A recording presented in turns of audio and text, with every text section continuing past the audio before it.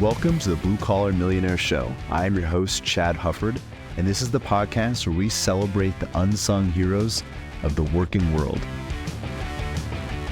Each week, we dive into the incredible stories of honest, hardworking folks who have found financial success through grit, determination, and good old-fashioned elbow grease. So if you're ready to be inspired and learn how to turn your hard work into your own success story, you're in the right place. This is the Blue Collar Millionaire Show. Thank you for joining us for another episode of the Blue Collar Millionaire Show, where we empower everyday people to do extraordinary things through mindset and intentionality. We've got an incredible guest with us here that embodies so many of that. Danielle Allen has touched on so many different things, so many different areas. As a firefighter, commercial pilot, paramedic, she hosts a nuclear podcast, Naked Nuclear. She's done a lot of different things, but brings a standard of excellence into everything that she's done. And Danielle, it is so good to have you on our show. Welcome to the Blue Collar Millionaire Show. Thank you for inviting me. I'm excited. I love the trades. I love getting my hands dirty. I love doing stuff. So this is great to kind of talk to your audience about all of those things. Well, you mentioned somewhere, I don't remember where I read it, if it was a blog or speaking of doing things, have you climbed Denali? Not yet. That's okay. That's on the bucket list. It's on my bucket list. When I was living in Colorado, it was much more easier to do mountaineering training because there's mountains. I'm in North Carolina right now. And so, yeah, I've got like 3 mountains on the list. And I'm really fascinated with mountaineering, but then also like trash pickup. Like that is actually something I do on my own. I just like pick up trash in my neighborhood. I'm like one of those weirdos. And so, yeah, that's one of the things that when I want to do mountaineering, I also want to do something that like gives back to the environment. Okay. So I thought I read that somewhere, something about Denali or wandering on Denali. And I was like, man, I mean, living here in Alaska my whole life, I've never even been to like base camp. I'd feel bad if you're down there in North Carolina, like, yeah, I've already summited Denali, but you've summited a lot of things, a lot of areas in life. And I mean, how do you go through some of these different pathways and end up doing what you're doing now? Can you share briefly with our audience what that roadmap has looked like, kind of maybe 10,000 foot view? Yeah, I would say the biggest thing is that I really enjoy going after the things that I find interesting. And so whenever like I actually like wrote a blog or post about this a couple weeks ago. If I think about something for more than 2 years, I'm going to do it. And so before I became a pilot, I think it was probably somewhere along the lines of like 2 years before, 3 years before. I woke up one day, I was like, I want to fly planes. And so when I started actually flying, I was like, yeah, this is right. Cause I've been thinking about this for a while. And so I think in terms of, whether or not, from the 10,000 foot view, it might look like I'm kind of bouncing around, but almost everything that I do typically has a pretty long runway before I'm like, yeah, I'm going to jump in. I start kind of talking to people. I start learning more about different topics, who's in those industries. And like literally I've talked to so many people on LinkedIn. I am not afraid to send an email, be like, I don't know anything about this. Can you tell me a little bit more? Would I like it? Would I enjoy it? Do you guys do ride-alongs? So I think that's kind of from my perspective, just going after things that you find are interesting, unashamedly is where I really enjoy.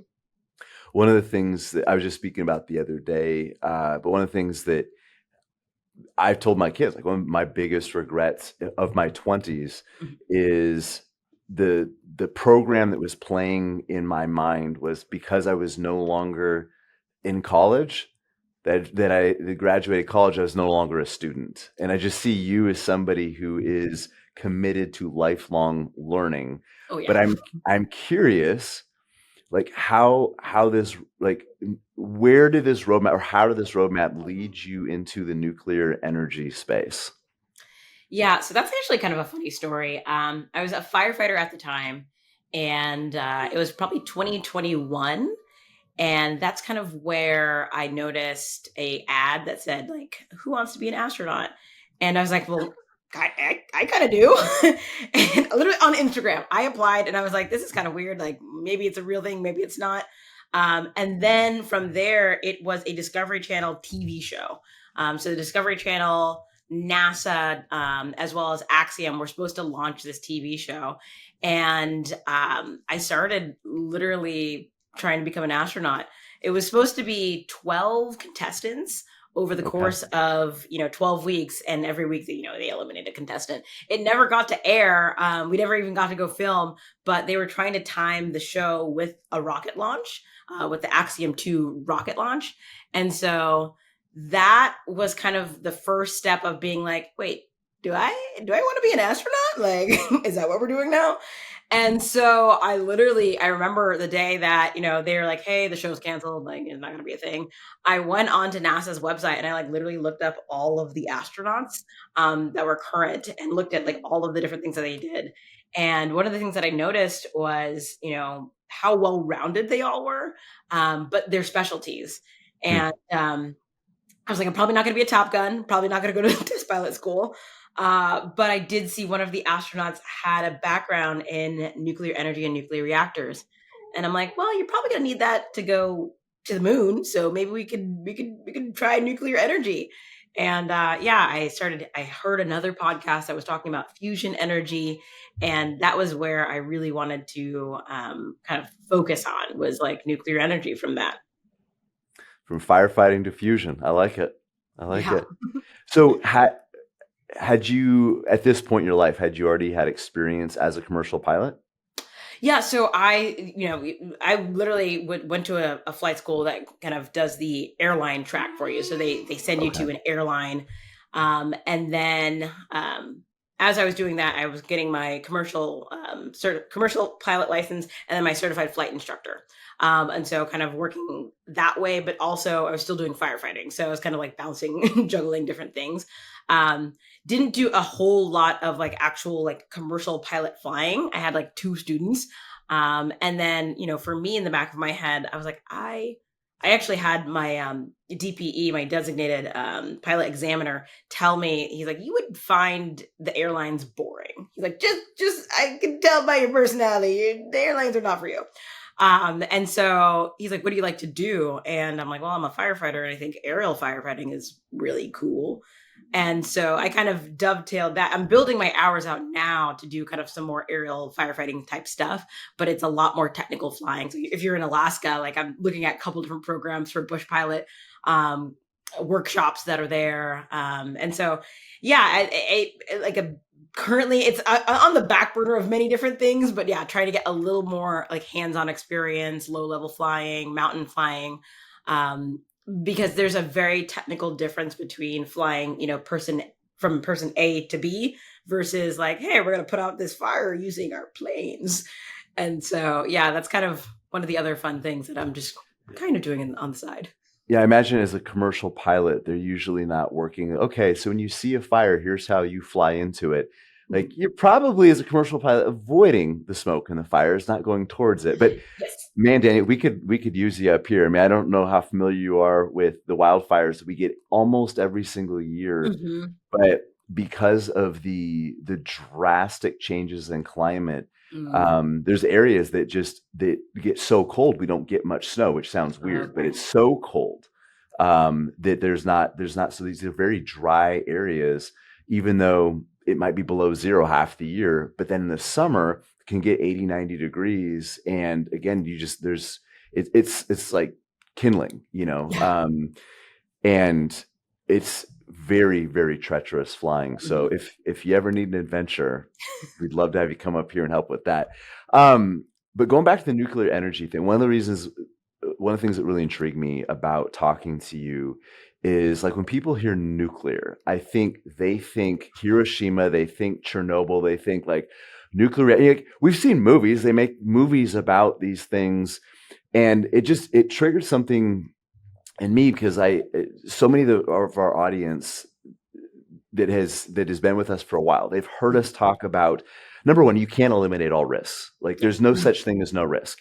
Um, but the financial side of things, so much of the risk that people focus on is what is obvious. So it's Mhm. the volatility in the stock market, and nobody, that's uncomfortable. Nobody likes that. But if the wrong risks get our attention, such as in finance volatility, we can maybe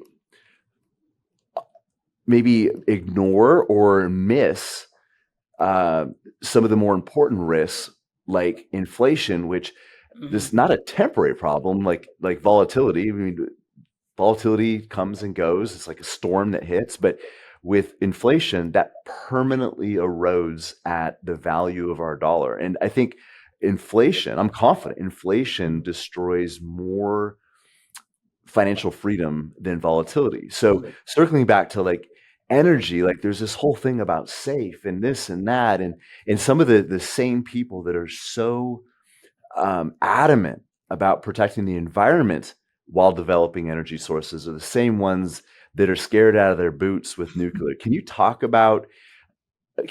little bit about some of those risks and maybe our misunderstanding of those risks? Of course. And I think, what you're talking about with like a risk, the volatility of the market versus inflation, it's kind of like human memory. Like the way we remember things is we don't remember like that, like, buzzing noise in the background for eternity that's like driving us crazy, but we do remember that one blowhorn. And Mhm. so it's kind of the way that we think about risk and remember risk is also kind of to humans' detriment. Like we remember like the bear in the woods, but like, not the fact that there's poison ivy everywhere. And so with nuclear energy, Hollywood likes to sensationalize a bit, but there is this kind of collective remembering of these events as, cataclysmic, horrible events, Fukushima, as well as Chernobyl, 3 Mile Island. Mhm. And one of the things that I don't think the nuclear energy sector has done very well is to explain to the people what exactly is going on. So there's that. But then there's the ignoring kind of the historical context. So nuclear is the safest energy generating capacity that we have per unit of energy. So we generate a lot of energy within nuclear. There's the fewest amount of deaths within the nuclear energy space than any other coal, oil and gas, natural gas, solar, wind. And so that's kind of like one of those things that when I first started learning about the industry, I was like, oh, that really? Huh. Oh, okay, cool. So that was the first thing. The second thing is I don't think that many folks know how much of nuclear energy is powering the United States right now. Like, if I were to say, like, hey, do you know the closest nuclear power plant to you? Most people would be like, no. I live here in Raleigh, North Carolina. There is the Sharon Harris nuclear power plant. Most people do not know it's there, have no idea it's there. And so there's this cognitive disconnect of nuclear power is not for me, but for almost 20% of the United States, nuclear power has been powering their homes for the last Mm. 40, 50 years, and nobody knows because the nuclear industry likes to kind of keep it really low key. They're like, we're just back here, don't mind us, we're going to just safely generate the highest capacity of energy with the smallest amount of fuel, and just nobody's going to know. And so I think that's been one of the other, major things about the nuclear industry. There's super strict regulation and oversight. Almost every person I talk to on the podcast or just within the industry is like, safety is our culture. I come from a background of firefighting where that's almost kind of a joke. They're like, safety is our culture. It's not. But Yeah, if with you nuclear, followed all the rules, you'd never be able to get anything done in firefighting. Like you follow yeah, the playbook. Yeah. but there's freelancing, there's cowboy, firefighting. We don't quite work that way, but in nuclear, it's really funny. One of the instructors I was talking to, she works at Cape Fear Community College, and so they're building out, redoing their nuclear power technology program. She's like, one of the things I have to instill in my students, especially the high school boys, is that this is not for horse playing. There is none of that. They're like, you might get yelled at for texting and walking at the same time. You're not Hmm. allowed to do that. So it's a highly regulated industry, and the safety capacity is why it has the fewest amount of deaths per capita of our per unit of energy. So I think that's one of the major things is the safety culture is paramount. But then there's also a lot of misconceptions about nuclear. Um, a lot of people think like, oh, a nuclear power plant can just explode. Like that's not how the physics works. And if you really think about it, most people don't ever get taught anything in school about how our energy systems works in general, but much less nuclear energy. And so it seems very big and mysterious to people. It's just a giant tea kettle that creates steam, turns a turbine, makes electricity. Like, it's not that complicated, but the science is very, very in depth. And so I think those are some of the pieces and mixtures that kind of create this, boogeyman. And realistically, you take off the hood and you're like, it's actually kind of boring as an industry. Well, it's funny you said that because I'm thinking we talk about Hollywood, and I think Hollywood sensationalizes both of our industries. Like I've been told, like, so what you do is that kind of like Wolf of Wall Street, and like with less hookers and cocaine usually. But like nobody's gonna watch a movie about somebody slowly saving for 30 years and retiring to be able to coach their kids, volleyball team or their grandkids volleyball team, and to be able to support themselves in ministry to Bush, Alaska or something like that. Nobody's going to watch a movie about a power plant that goes years or decades without a serious injury and powers an entire geographical region around it with almost no noticeable environmental impact or anything. Like nobody's going to watch that movie. So we have, we have to sensationalize. And I think that's the problem with a lot of things is we only notice the big punctuation points. Like you said, you don't notice, you notice going to the gym and getting sore and not being able, doing too many squats and lunges, not being able to sit down for a couple of days. And like, that's miserable. I'm never doing that again. But what you don't notice is your arteries slowly getting plaque and developing or developing or developing like insulin resistance. Like that's the things that kills way more people, but it's like but nobody notices on a day-to-day basis. So I think like we've got to look at, again, kind of connecting to our future selves and like what are the little risks that I'm ignoring every single day that could be catastrophic in the long run, rather than the 1 in a million chances that everybody's going to focus on. So I appreciate you mentioning that. And just to clarify something you said, it's the lowest amount of deaths per unit of energy produced.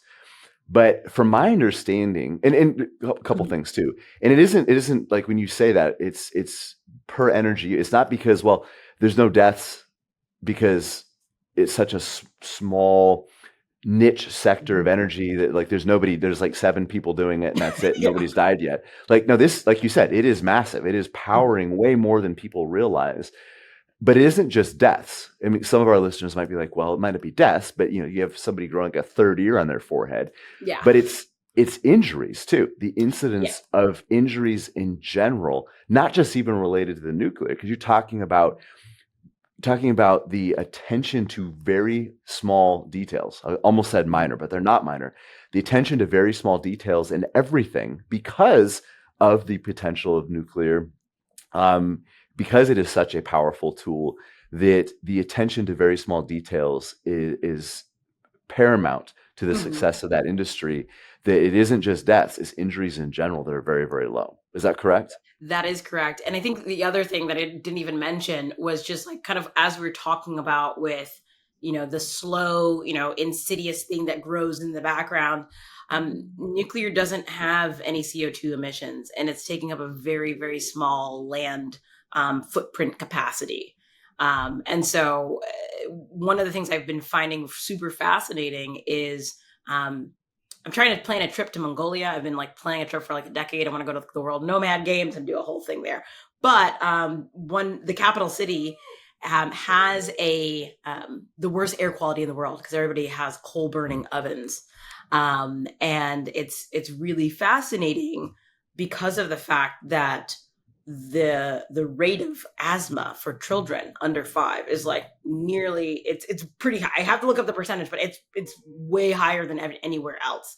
And so one of the things I find really fascinating within nuclear is the fact that all of the waste is contained. I think we're going to look back in like 50 years and be like, hey, it's really weird that we were just allowed to burn stuff and just like let it out into the atmosphere. And like we did no capture whatsoever. And I think that's one of the things that we're finding really fascinating within the nuclear space. Well, it kind of goes back to, again, you used to call it the slow burn. Literally the slow burn, like so many underdeveloped countries where, I mean, people are not just cooking, but powering or heating buildings with coal or even wood burning stoves, and they're breathing this stuff in. Now, from a day-to-day basis, you can't tell like, oh, my lungs feel like they have more soot in them today. But it's that buildup over time that people miss. And I think you're right. We're going to look back at 50 years and be like, what in the world were we doing? Why? I hope the blinders come off. Like, why aren't we investing more in this right now? And I think part of that is, again, just the unknown. Like we're scared of stepping into something that there's maybe an intimidating factor to it. Yeah, we know the horror stories. We know the horror stories, and that gets our attention. That's very salient in our minds. But for you, again, this idea of just being able to step into the unknown, like it takes courage to be able to step into something completely different, whether it's a new energy pathway. But for you, your life has been punctuated by doing multiple things that would scare people to death. But you're also not one of those people who just willy nilly goes into whatever. Like, again, being a commercial pilot, getting like these aren't things that you're just like, oh, I'm going to take up snowboarding today or watercoloring, and then you do that for 2 weeks, then it's something else. Like, um, has that always been something that has characterized you, or I mean, just your tolerance for ambiguity is very impressive. Has has that always been there? Or is that something you've had to develop over time? Yeah, I think it was probably a couple years ago when somebody mentioned they're like, I think your brain is maybe just like a little bit different than most other people's. But I think the biggest thing I've noticed is I find boredom like insufferable. And when I allow myself to get bored, that's when I start kind of problem solving. I'm like, okay, like I'm bored. Like, what kind of problems should I be solving right now? So that's kind of the thing one. And the ambiguity part, I'm like, that's like the adventure. For me at least, I'm like, that's the most exciting part. Like, I have no idea what I'm doing. I think that's super exciting. But the biggest thing is my brain is wired for learning. I feel like if I'm not learning, I'm sinking. And so, when I was in the fire service, the 3 years in, I was like, I'm going to become a paramedic. Because I could see the paramedics and they had the capability of doing more stuff. And administering more medications. And I'm like, I want to know how to do that. Because I'm just going to sit here with my hands like this. And like, I want to learn how to do that. I want to become more capable. And so I think within the capacity factor, anytime I go into something, I'm like, yeah, I just want to know how to do it. And so, yeah, like that's one of the biggest things that I think about is, how for myself, how can I start learning more things? And then applying the experiences, because that's the other factor is I've noticed how much everything kind of connects. Hmm. Within aviation, it's like a very good checklist system. Medicine actually stole the checklist system from aviation. They're like, hey, we're killing a Yep. lot of people in surgeries. You think we should have like a system for this? And they looked Yep. over at aviation. They're like, oh yeah, the pilots they got a little something something. And yeah, so I think that's kind of where for me my brain works by taking lessons from different things and putting them all together. And I just enjoy doing that. I think that's kind of my biggest thing is just if I'm not enjoying myself, then I usually kind of go into investigation mode of like, okay, is this is it a culture fit? Am I bored? Am I bored because we're not solving problems? Am I bored because there's bureaucracy involved? Like, what is the friction point? I'd love to do investigation on like what I'm doing. But yeah, I think a lot of times within the ambiguity, there's some times where I'm like, why on earth am I doing this? But I think that's kind of the fun part as well. So it's definitely a catch 22 at times where I find myself. I think when I got cast on that TV show, I had this moment of like, oh my gosh, if I win this show, like I could go to space. Like, am I ready? Am I ready? Oh my god! Like what? So yeah, I think it's really exciting, but at the same time, I really enjoy learning, especially from people who have experience, especially people in the trades who have experience, because there is so much information within that experience that you cannot put in a textbook, that you have to learn directly person to person. I loved what you just said, and I was already kind of thinking along those lines because one of the things I've mentioned on this podcast and others, I actually even said it talking to a group yesterday, but education without execution is merely entertainment. And I think it's too easy for people to, I mean, first of all, I think a lot of people don't stretch their knowledge base as much as they can. But there's some people that do, and they're always planning, but never doing. And they're oh yeah, it's someday I'm going to do this, and they've got all these plans and blueprints.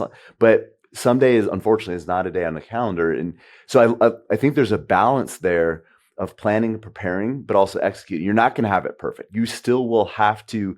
You'll get some bumps and scrapes stepping into something new, but so often. I mean, there's financial examples of this. People choosing, kind of go back to volatility. It's like people choosing predictability over purpose or choosing predictability over long-term security. Very much a financial theme. Like, okay, yeah, this investment might get eaten alive by inflation over the next 30 years, but I know that if I've got $100,000 in there today, it's not going to be 85 next week. It might be 100,001 cents, but it's not going to go down. And we trade away our long-term impact or security to be comfortable in the short term. So I think there's some of that going on, but there's also that the phrase the devil that you know is better than the devil that you don't, where people are like, okay, maybe my current circumstances, this goes way beyond finances. It could be relationships, it could be your job. I mean, there's people that stay in jobs that they hate just because like it's predictable. I know what my paycheck is going to be. I know what it's going to get, or know what I'm going to get out of this, even if I get sick every Sunday afternoon because I've got to go back to my job on Monday morning. So I guess my question is along that, like when you are embarking in something new, and everything you've talked about again requires a lot of preparation. Do you get that fear and that trepidation, like that feeling of standing on the high dive, looking down, like I've got to jump at some point, or has that kind of is that faded away? Oh no, it's there, all right. Okay. And I think that the thing that is really fascinating with me is, and one of the things that I try to do as well is I'm literally when I first got hired as a firefighter, all the old geezers were like, check on your pension, check on your 401k, check on your 457. And I was like, okay. And it wasn't comfortable for me to do. I was like, I don't know anything about this. And so, I mean, for your listeners as well, I bet there's definitely a lot of folks that, it's more comfortable to just stay in ignorance. And so for me, I was like, oh, okay, I actually have to go do some things. And I've got a stack of books and we're going through and I think one of the things that I really appreciate is like the idea of like you choose who you are. Hmm. And so it's that summation of choices that's going to determine who you are at the end of your life. And for myself, I love physics and I love quantum physics as well. And I love the ideas of different timelines and multitudes and blah blah blah. And I think about this a lot of like, when you're studying physics, and even like, reactor physics, it's a bunch of little teeny tiny neutrons just like bouncing around. But those teeny tiny neutrons bouncing around cause so much of a ruckus that they're able to power an entire city. And so I kind of think about like all of my life choices as, okay, like those are a bunch of little teeny tiny decisions and they're all bouncing around, but those are going to move something really big. I think for me, I have done a lot of work being uncomfortable. Nobody I love it. likes being uncomfortable, but I've done a lot of work being like, why does this make me uncomfortable? When I started getting into like a lot of my finances and looking at like projections and things, I'm like, I hate this. I was like, well, why? And I'm like, well, because I feel dumb. I don't know what I'm doing. And I'm like talking to people and they're talking over my head. And I'm like, I don't know what I'm doing. The same thing happened with my first nuclear physics class. I was like, I am struggling. I have no idea what question to ask. And so for me, I think one of the biggest things is I would rather spend 30 seconds feeling dumb than a lifetime of regretting I should have asked that question. I should have asked that person out. I should have done this. I should have done that. That to me is like the hindsight and the foresight that I try to keep in mind because of the fact that I still look at, what we're doing in life as a summation of decisions. And especially for the big ones, like, if I was 27 at the time when I was like, hey, I'm going to close down my language learning company that I started. I'm going to open up, this idea of trying to become an astronaut, which I still think is kind of funny. I'm going to quit my job as a firefighter in Colorado. I'm going to move to North Carolina with my parents. I'm going to move in with my parents. I'm going to start flight school and I'm going to go to school for nuclear energy and engineering. And also I'm going to start a podcast. I was like, I have no idea what I'm doing. But I think, the faith part and the resilience part is, well, how would I ever know if I didn't try? And I don't like to stay in the ideation form. Like I could ideate for like a quick second, and then after that, I got to go do it. Because I think, from being a firefighter, you can see firefighters who train versus not. It's very evident of like the people who are throwing ladders and pulling hose. When you get on a real fire and there's real victims, like you can tell who you want to come rescue you versus like the guy you're like, please stay in the truck. Like, please don't come out and help me. What kind of goes down like theory versus reality, whether it's Yeah. physics or anything else. Like it's one thing to study the theory, but to see how it's applied in real life. Eisenhower said, "No plan survives first contact with the enemy." And it's that in so many different things. And I think that your personal willingness to step outside the comfort zone is so important because no growth happens within a comfort zone. Like none of us get better at anything inside of a comfort zone. And the best things in life are usually on the other side of fear and discomfort. But I think a lot of people want to wait for that fear to subside before they take action. And as you and I both know, it's the opposite. Yeah. You don't jump off the high dive when the fear subsides. You jump and then the fear subsides. Like you move into that new thing and then the fears start ebbing away. But it's action, purposeful action in the right direction. I think that's what reduces fear and helps us overcome uncertainty. And Danielle, you're a wonderful example of that. And I just wanted to, as we wrap up here a little bit, you did mention your podcast. It's Naked Nuclear. Is that correct? Yep. Can you tell us a little bit about that and how people can find you and stay in touch with you if they want to learn more? Yeah, of course. Right now we're in season 2. We're doing all about nuclear education. And so my biggest thing is I was trying to figure out like, what do people need to know? Like, what are the things that interest them? And for me, it's like education and money. Those are like the biggest drivers of how people do things. And usually it's more or less money. So I wanted to help people who are interested how to pivot into this industry, myself being a career pivoter. But the other thing is, I think, it happens within every industry of the industry creates and nobody on the outside of that bubble knows like what at all that they're talking about. And so I wanted to come in with fresh eyes and be like, hey, I want to talk to the smartest people in this industry. And then I want to break down what they're saying so that like you, me, and everybody down the street can understand what they're talking about. Because I think it's that in that understanding, we reduce our fear of, oh, it's nuclear energy, it's going to explode. So that's the biggest premise about the show as well. And showcasing it's going to need everyone. Like it's going to need all different types of backgrounds to support that industry. So yeah, it's Naked Nuclear, where you can find us at nakednuclear.com or on Spotify and Apple. But my biggest thing is I want to kind of grow the podcast in conjunction with listeners of like, be like, hey, I have no idea what you're talking about on boron neutron capture therapy. Can you elaborate? I don't know. And so I think it's that part for me where, you know, I'm asking guests, I'm like, hey, I feel a little bit dumb. Like, what does that mean? So yeah. Well, and you mentioned kind of the intimidation around it. Like, it isn't just the, you know, nuclear sounds dangerous. It's like, I'm not going to ask a nuclear physicist about this because then I am going to feel stupid. You know, I think that, and that's what holds people back a lot from learning, is feeling stupid. And like, it is going through that early awkward phase where there is a lot that you don't know.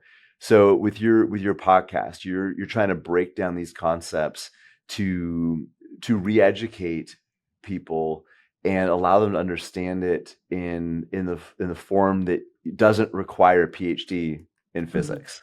Yeah.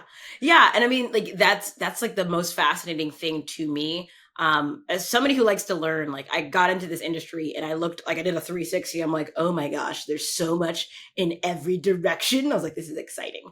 But yeah, the biggest thing was the amount of different things that you can learn, the depth that you can go into, and also the amount of money you can make. I love talking to, you know, nuclear researchers, and they're like, yeah, I love it, but also the pay is good. Like I'm having a great time. And so I think that's definitely what I also wanted to share with people, is it's been in the background for so long. And we're at this kind of precipice where there's a bunch of funding. There's a bunch of major industries that are looking to expand energy. So yeah, it's a really good time to get in.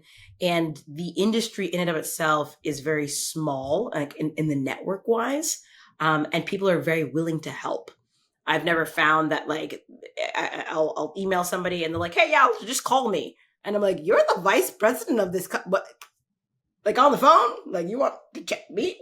I was like, you do know I don't have any background in this. And so that's the other thing that I wanted to make known is the networking component is alive and well. And it's like, it's very special to this industry at this time. Well, and you mentioned a conversation offline, just talking about the overlap between different industries. And as you know, a lot of our listeners come from the trades, and you express like there's a need for that. Like what's one of your passions or your commitments, at least, is empowering the trades, because this industry is needing more of those people. So just encourage our listeners to check out the Naked Nuclear podcast. Find out what you don't know, what you didn't know, and follow Danielle. So thank you so much for joining us and for giving us a glimpse into what makes you tick, but also to stretch our horizons a little bit. Yeah, of course. It's been a blast. And like I said, like I love learning. I love getting hands dirty. And I think, you know, the trades are making a comeback. I went to an Ivy League school, and I would probably send my children to trade school first. Awesome. I think there's so much more richness within hands-on experience than theory, and so yeah, that's kind of where I stand on that matter. I love it. Well, thank you very much. It's been a pleasure having you. Thanks, Chad. Thanks for listening to the Blue Collar Millionaire Show. We hope this episode has been inspiring and beneficial to you. If you want help on your journey to financial freedom, reach out to us at veritasalaska.com. We'd love to sit down over a cup of coffee with you, either here in our office or virtually, and get to know you and your needs. And though this podcast is free of charge, we do ask that you please do us two quick favors. If you enjoyed the episode, give our pod a great rating on iTunes or whatever podcast platform you use, and also give us a follow on Instagram. We hope you have a wonderful day filled with gratitude and intentionality. God bless.